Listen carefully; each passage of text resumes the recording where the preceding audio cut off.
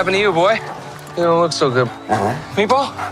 Look, somebody likes my meatballs. Hey, Paw Patrol, we got a race to win. Mark Wahlberg and Simu are both joined by a dog on the run through the Dominican Republic in Arthur the King, one of a few new movies I'll be reviewing this week on CJ at the Movies, along with some new films starring Anthony Hopkins, Millie Bobby Brown, and Kristen Stewart, and Michael Keaton directing his first film in about 15 years. I'm Christopher Zweig. Let's take a look. The movie is based on the true story on how a racing team befriended a wounded dog during their race through the Dominican Republic. Mark Wahlberg stars as an elite athlete who decides to regain his magic by competing in the race, and a last-minute addition to his team is a stray dog who becomes their guide and inspiration. He's an aging dog who has traveled far and wide and catches up with these racers, whom they decide to name Arthur the King after you-know-who. That's the dog I gave the meatballs to. 3 days, 200 miles ago. Leave the stupid dog and let's go. Come on. Move, you dumb dog. What is it, boy? Oh. Oh, God. Can't believe I almost walked right off that cliff. Extra meatballs for you, my friend. And the pathos comes in when the dog falls ill and Wahlberg is willing to take him back to the U.S. How's he doing? He's been through so much. This dog needs a vet. I don't want you to hurt anymore. He's a fighter. Just like you. Arthur the King was directed by Simon Jones, who just guided Wahlberg in The Family Plan, which I thought was a lame movie. This one is miles ahead of that. Yes, the story is corny, but it also has its heart in the right place as we see Wahlberg and the Canaan actor Yu Koi having a man's best friend connection without seeming so routine. In fact, they're both playing characters you sympathize with. Maybe I'm saying all this because I'm a dog person with 2 canine nieces, or maybe it's because I was able to look past the cynicism. Either way, I like this movie for its good heart and sometimes thrilling adventure sequences. Our next movie is Damsel, a made-for-Netflix action-adventure which stars Millie Bobby Brown as a lord's daughter who must marry a prince played by Nick Robinson in order to solve her land's financial problems. Immediately after their marriage, the Queen Wright leads the girl into a cave for a ritual, one that requires her to be a sacrifice for a dragon who has been vowing revenge on the kingdom for centuries, so I guess you could call this a PG-13 medieval version of Ready or Not.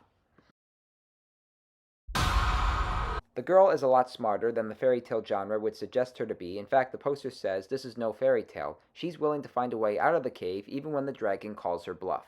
The screenplay for Damsel is predictable, but it is a fun movie in which we're actually rooting for the girl to survive and eventually show the evil queen who's boss. Brown delivers and carries the movie with the right consistency, while Shorley Ashdashlu has the right voice to bring out the creepy vibe of the dragon, and both women have minds to use and anger to express on the sins of others, so when you see glowworms, firebirds, and the dragon's fire breath making a chase sequence look like an Aladdin scene, you know you're in for a good time on Netflix.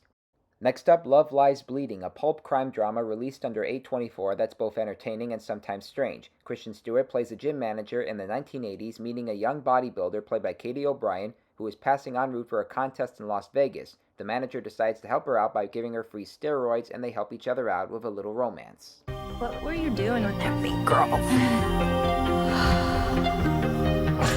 Stewart has a sister-in-law who is often beaten by her husband Dave Franco, and so O'Brien takes care of him. And then there's Ed Harris as Stewart's estranged father who runs an illegal operation and tests his relationship with his daughter and her new friend. I'm gonna tell them everything you ever did.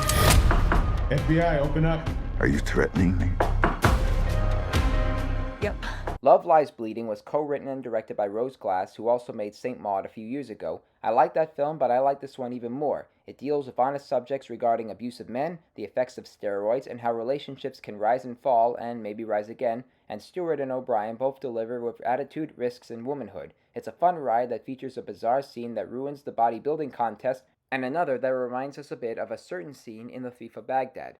Next up, One Life, which stars Anthony Hopkins as British stockbroker and humanitarian Nicholas Winton, who helped rescue Jewish children in Prague, just as the Nazis were about to invade there in 1938. He has his regrets of not saving everyone back then while donating his recorded documents to a Holocaust museum. I bet you got some stories. That's really not about me. Then we jump back to 1938 when Johnny Flynn plays his younger self, who travels to the country and is willing to find a way to save those kids, and we also see his mother, played by Helena Bonham Carter, helping out with his foundation. Why are you doing this, Mr. Winton? Because I may be able to do something about it. I must. Nikki, you must know we cannot save them all. You have to forgive yourself that. I saw One Life at the Boulder International Film Festival a few weeks ago, and it's still a poignant piece of filmmaking. It's a profoundly acted and important film about one man's dedication to saving innocent children from certain doom. On both sides of the story, Hopkins and Flynn both deliver with the right tone and consistency to remind us on who this figure was and his impact on the Jewish community, and the final 20 minutes of the film packs an emotional punch, almost in the tradition of Schindler's List.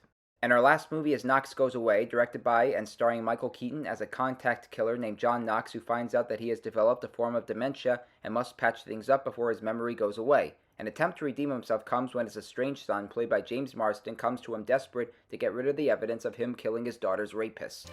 This guy hurt my daughter, so I killed him. I never asked you for anything in my life, but I'm desperate. Also in the mix is Al Pacino as Knox's old mentor, whom he asks to help with his situation. He's a legendary actor, no doubt, but his character here isn't well studied. In fact, at this point in the movie, I choose Marsden's performance over his because of what his character has to do or has done. The other thing I won't spoil for your sake. John, good luck. But mostly it's Keaton who carries Knox Goes Away. He's an actor who delivers in any generation, and now that he's in his early 70s, he has the voice and methods to get into character, especially since Knox develops dementia, and as a director, he provides some style here. Okay, recapping this week's new movies, thumbs up for Arthur the King, thumbs up for Damsel, thumbs way up for Love Lies Bleeding, thumbs way up for One Life, and thumbs up for Knox Goes Away. Well, those are the new movies I'm reviewing this week. I'm Christopher Zweig. Stay safe, and I'll see you at the movies. For more amazing content, please like and subscribe to my channels, and please read my reviews at cjatthemovies.com and download the new HD Radio app.